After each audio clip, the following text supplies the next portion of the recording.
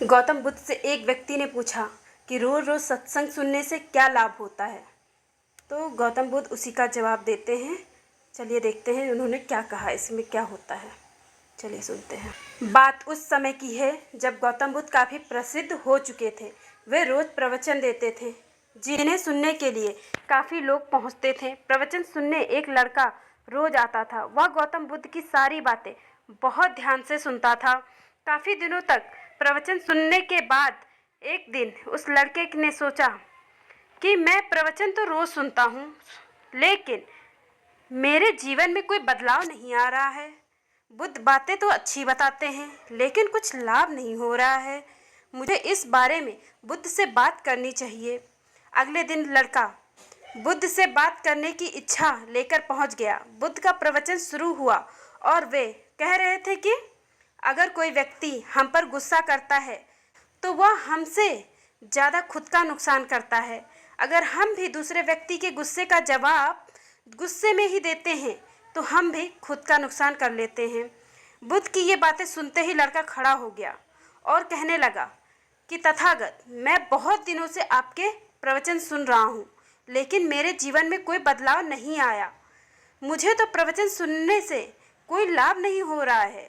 बुद्ध ने अपने प्रवचन बीच में रोके और उस लड़के की बात सुनने लगे।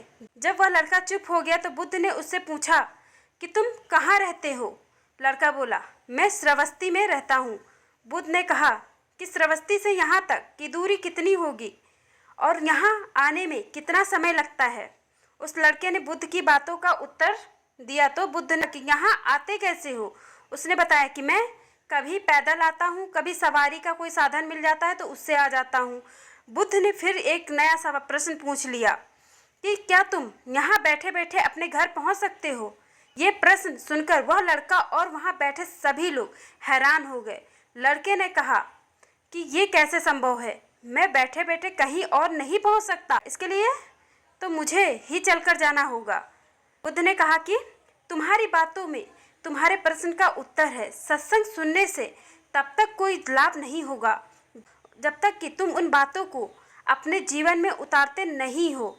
जब तक तुम अच्छे काम नहीं करोगे, इच्छाओं का त्याग नहीं करोगे, बुराइयों से दूर नहीं रहोगे, तब तक तुम्हारे जीवन में कोई बदलाव नहीं आएगा। सिर्फ प्रवचन सुनने से, यहाँ बैठने से जीवन में कोई बदलाव नहीं आएगा। बुद्ध ने आगे कहा कि अगर तुम कुछ अच्छा करना चाहते हो, उसके लिए तुम्हें प्रयास करने होंगे। विचार करने से काम नहीं होगा। सत्संग में तुम्हें सही गलत बातों की जानकारी मिलती है, लेकिन उन्हें अपने जीवन में किस तरह से उतारना है ये तुम्हें ही तय करना होगा। तुम्हें प्रयास करने होंगे, तभी जीवन में सुख, शांति और सफलता है। सत्संग करते रहने से हमारी बुद्धि पवित्र रहती है और हमारा मन गलत बातों से बचा रहता है। अगर हम सत्संग नहीं करेंगे तो हमारे विचार भटक सकते हैं। इसलिए अच्छी किताबें पढ़नी चाहिए, अच्छे लोगों की संगत में रहना चाहिए। धन्यवाद।